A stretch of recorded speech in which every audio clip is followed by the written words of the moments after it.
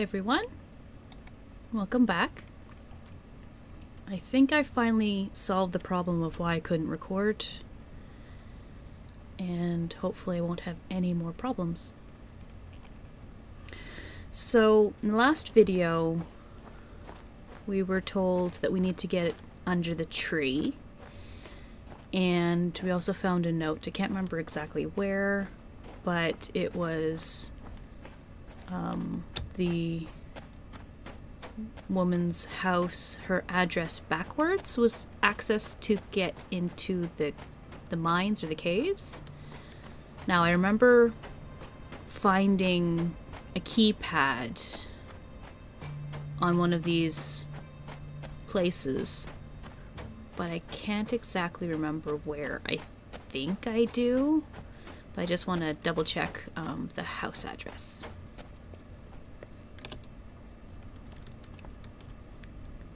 One, 4, 3, 6. I'm going to be super old school and write this down. So the password to get into, I assume, underneath the tree is 6341. So there is an entrance over here.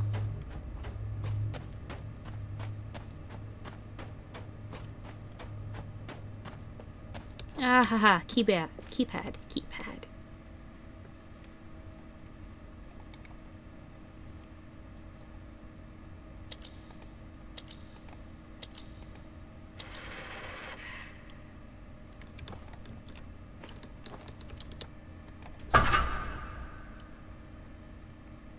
I'm in.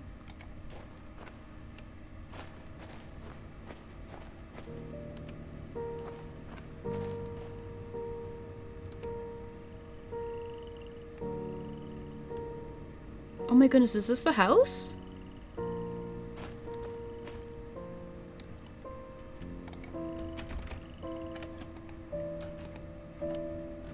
I just ran all the way around.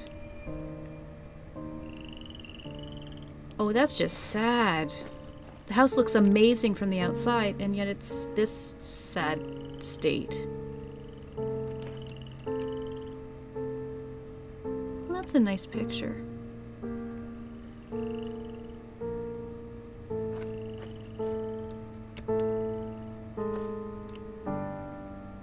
Bleeder, wall, rail yard, fuel supplies, scrap yard, plateau, water source, entry canyon, battery, shop, CWs. Okay. So that's the battery. Wall. So we just went through the wall.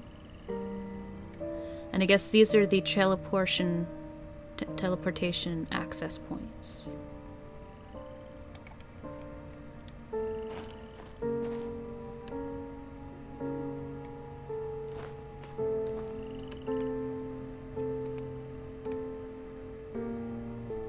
Species description. Mofang. Through ambassador seeds, the Mofang were the first non-human species humans were introduced to. And Liang was the first to call... Oh, and Liang was the first to call the alien a Mofang. Impressed with their advanced ability to imitate our sounds, movements, and mannerisms. Although they have the name for themselves, their language is mostly unpronounceable by humans. As a result, and because of their mimicry abilities, communication with the Mofang is primarily accomplished by their learning human languages rather than humans learning to speak Mofang. They have been able to learn almost every human language represented in Hunrath, enough to provide functional, if rudimentary, communication. The Mofang basic external morphology is remarkably humanoid. Bilateral, symmetrical tetrapeds, bipeds, head with anterior facial features, mouth Eyes, nostrils. Other external features include minimal body hair and raised dorsal protrusions. Constitution is somewhat frail, due apparently to their thin and lightweight internal structure, but internal investigation has not been possible. They have ample cranial space to account for a substantial brain, and their intelligence is impressive as evidenced by their advanced technology. Oh, hello!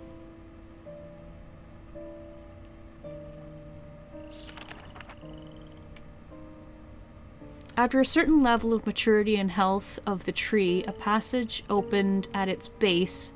This passage allowed contact with 2 additional species. The first contact was with the Arai.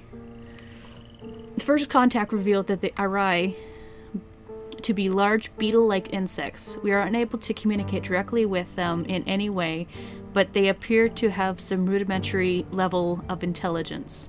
It was Lorraine who first made the journey through the heart to Kaptar and named both the New World and the inhabitants. The Arai have 3 distinct variants that have come to be referred to as barnacle, beetle, and polyarch.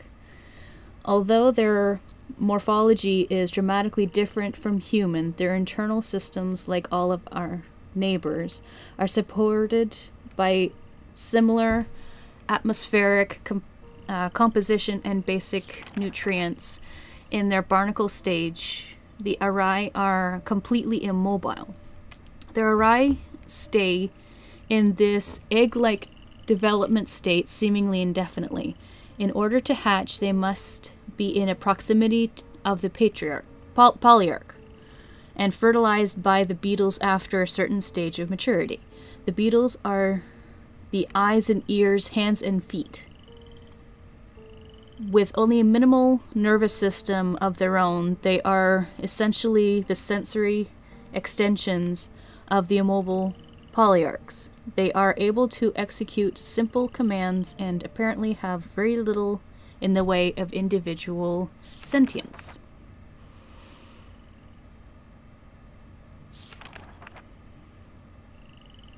How many pages is this?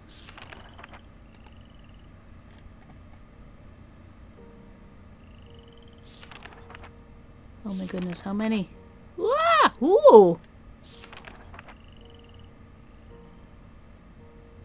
Oh, that's the other species. Caused the war? I want to look around a little bit more.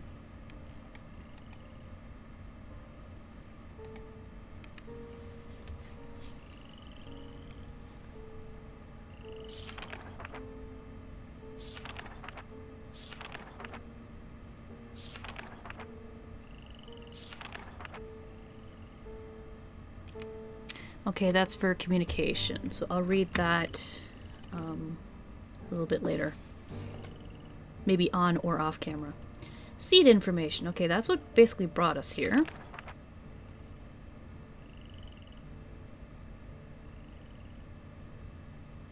Collector seeds. Mother seeds. That's it? Okay.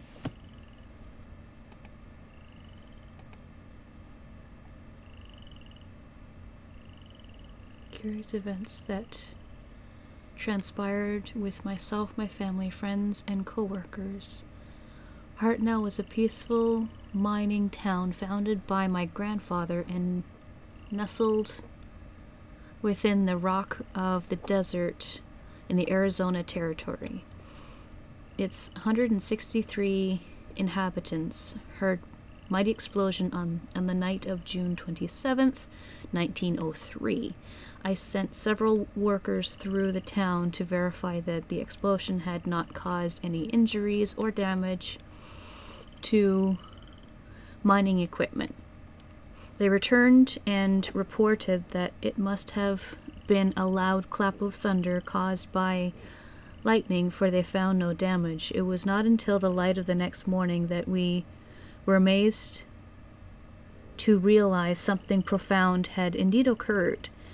At some point during the night, our entire mining facility and a large circle of land around it seemed to have been scooped up and carried off to a completely different place, all without anyone knowing about it.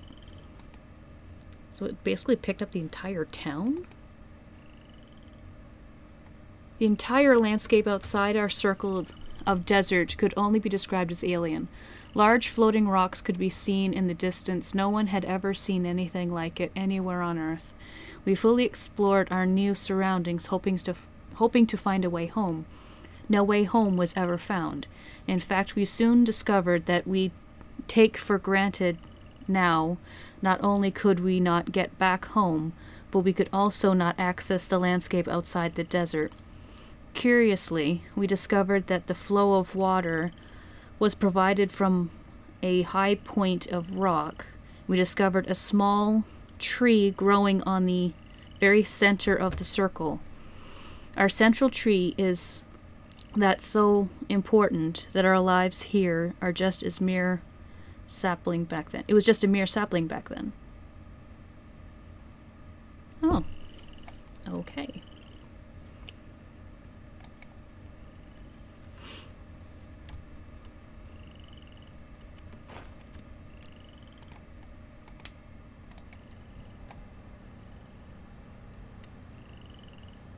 Oh.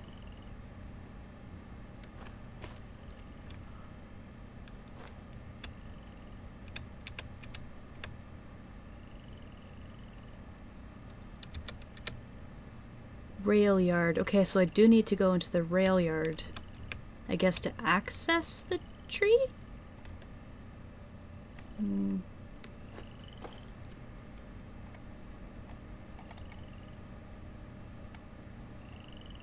Actually, can I turn this?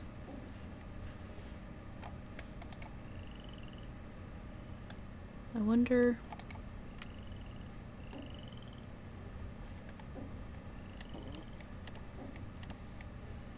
No? Doesn't reveal anything super secret?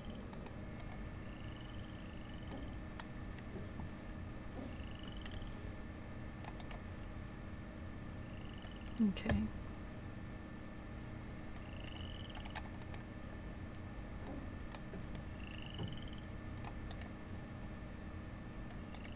Well, I know exactly where it's going to be pointing, so I'll turn that off.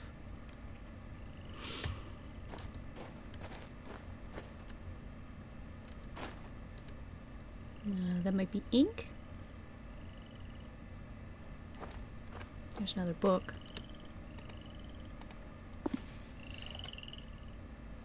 Welcome to Lunrath. Please give us a bit of information about you so we can know you a little better. Also, this is basically a form. On my boat and bad storm. 1988. March of 2042? 1942, Germany. Last thing I recall is a large rumbling while I was hiding in a cellar of a vacant building. I ran towards a bright light in the stairwell. January 2017. Seems like everyone comes from a different time. There's even someone from the future.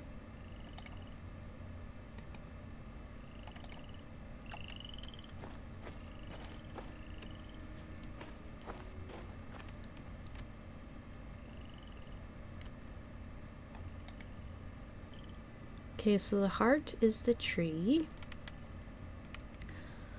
I know this is probably going to be super important. Ah, I'm taking a screen grab. There's a seed pod in front of the house. Find plants with similar atmospheres. Planets with similar atmospheres.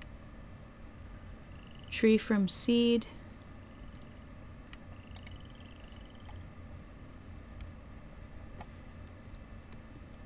Oh, aren't you cute? Oh.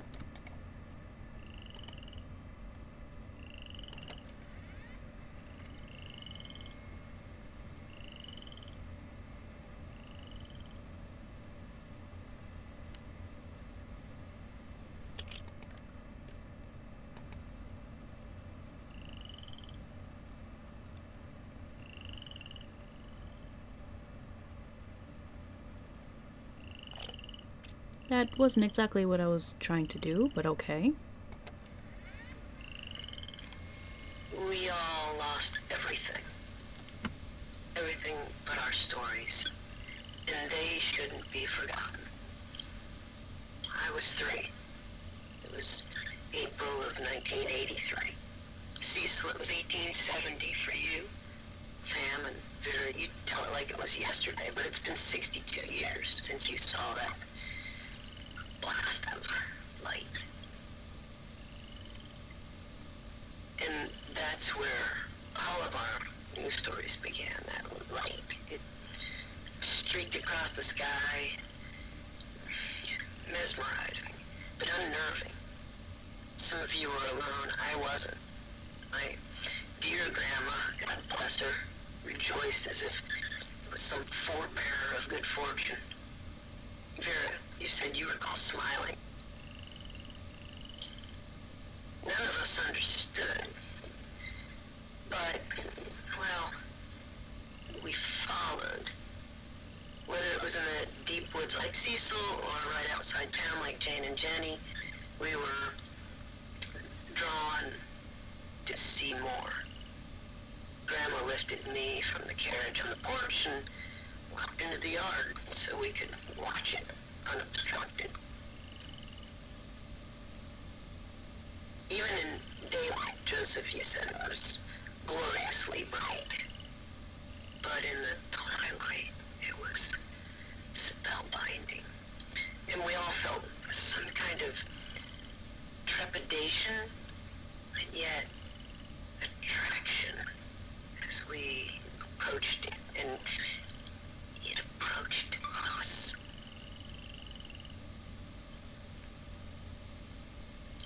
So close, so radiant, and the sound deep and vibrant, organic. You all remember, there was no turning away. It advanced, almost like purposefully spinning slowly until, well, it found us, each of us. We should tell these stories because it saved us, and there must be more. It was in the middle of the afternoon. I was watching the sunrise. It was about 2:30 in the morning. December 26, 1948. May 7th, 2009. September 3rd, 1995. I was down by the river. I was hiking in the desert. In the park with my grandson. I looked up and saw a Brilliant flash of light. Exploded in the sky. The light, it flew into the clouds and shined the trees and it disappeared. I looked around and, you know, this... See if there was anyone around. See if anyone else had seen what I had seen. There was no one around. They all saw it too. Oh, definitely saw it. Well, it was just beautiful. There was something calming about it. Yeah, I don't mind telling you, I was kind of freaking out. I tried to follow it, study it, and look at it. Wanted to see it again. I came to the place where it had disappeared. I looked, but I found nothing. And it streaked through the sky again. It seemed like it was looking for something. Or looking for someone. And then it found me. And it found me. Found me. It found me. Found me. Found me. Found me. It found me.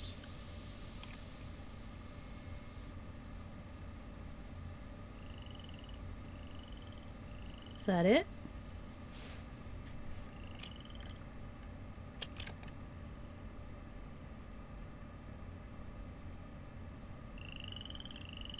Let's see if there's something on the other side now.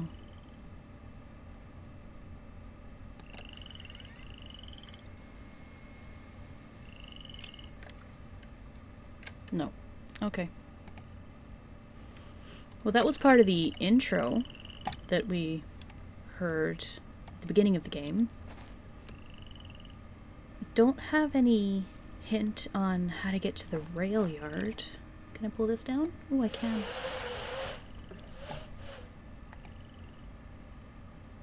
15.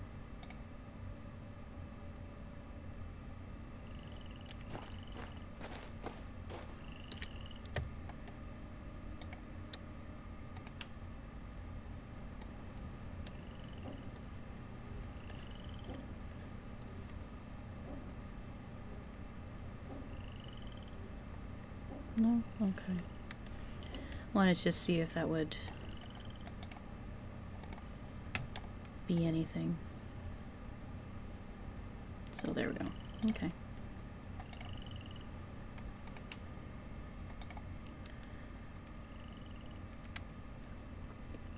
$15. Imagine having only part of your house transported. That's just sad. It looks so nice and well kept from the front. Well, the flowers.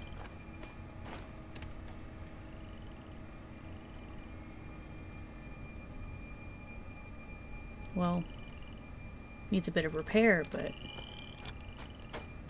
that's beside the point. Okay, so now that we've taken away the barrier,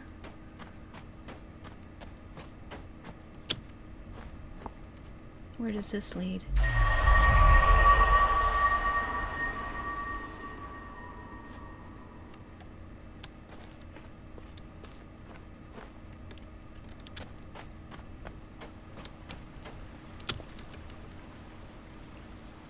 We're up where the stairs are.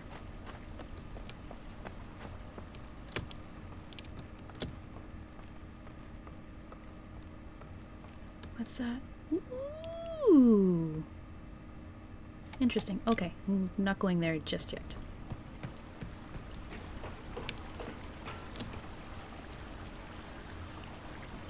Okay. So if I turn that back, I can access that. Okay. I believe I can do that. Is there any way to get down there from here? That'd be amazing. Okay, so not quite. So let's see where this goes.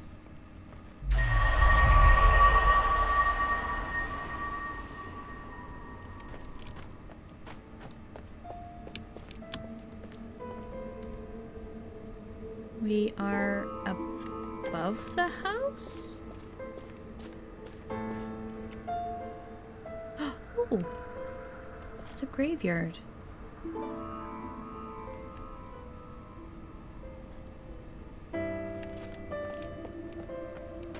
Okay, well, I'll go look at that later when I'm back on house level.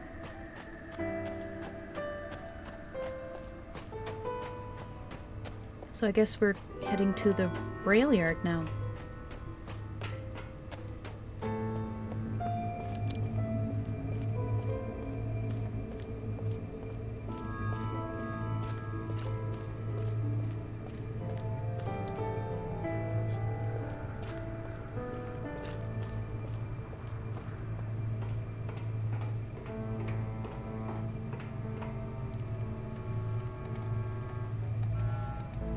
Okay, so that's the rail yard.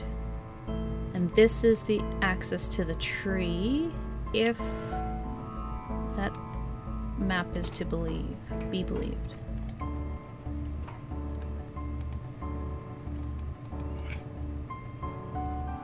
Let's try the code again. Okay, so it's only a 3-digit. Okay.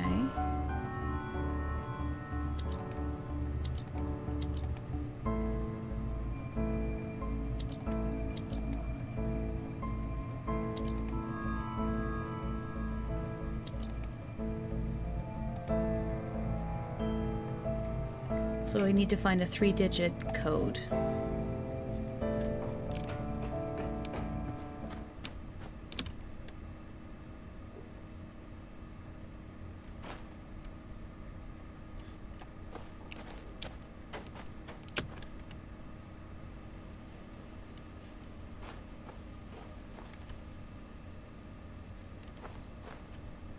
That one actually has a date on it.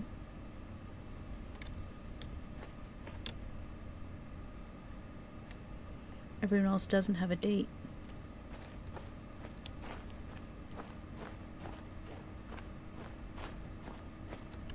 Probably because they don't know what year it is.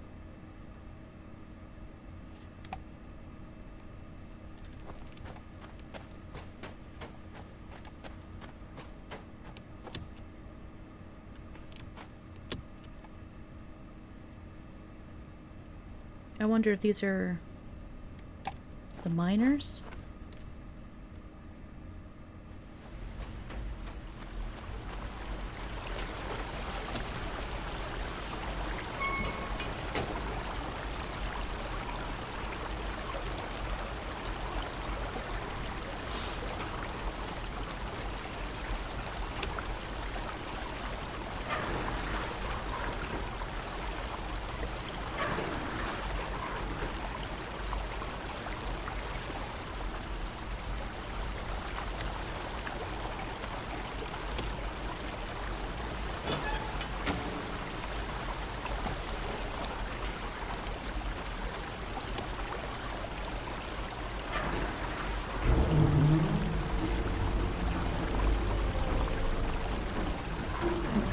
There we go.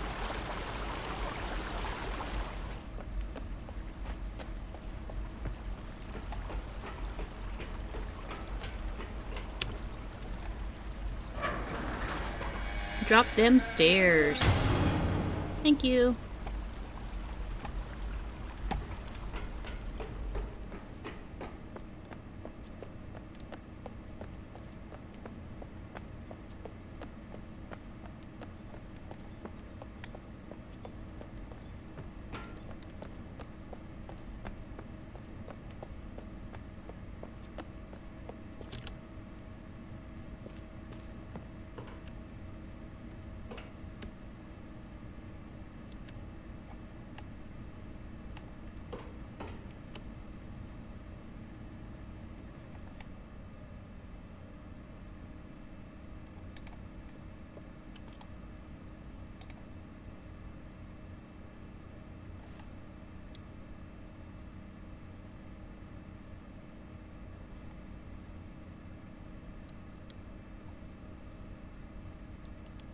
I guess that's nothing. I thought it might be an alternative entrance to the guy's place. This little fort.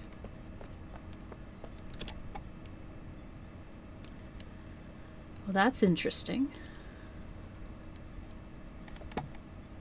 Okay.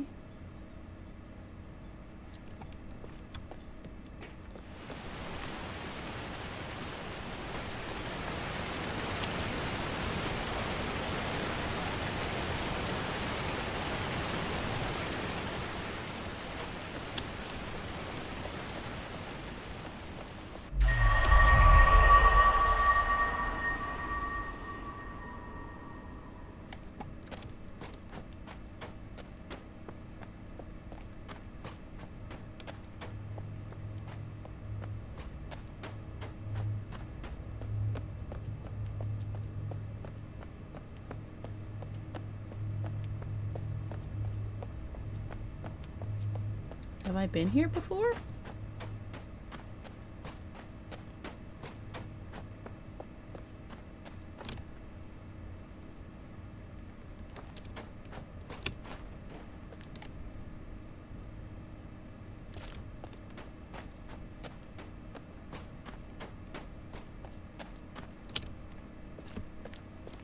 Oh, I'm in somewhere new.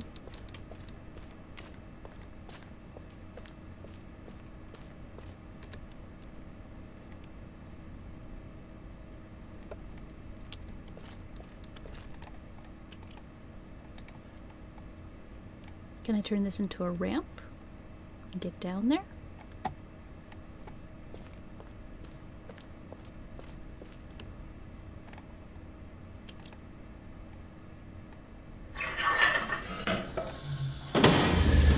Ooh.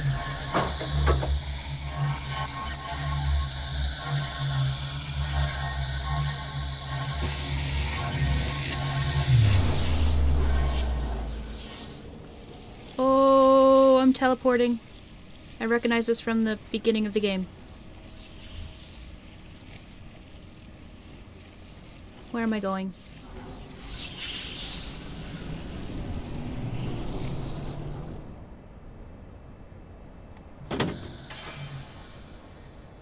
Oh, where am I?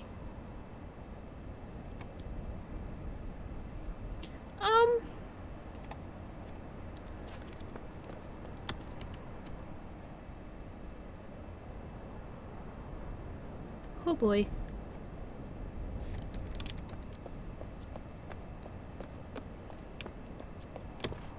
I might have to leave this video here. I don't want to get too far into it and make the video too long. Also, this is a nice end cap, I suppose. Okay, can I go back? Okay, I can.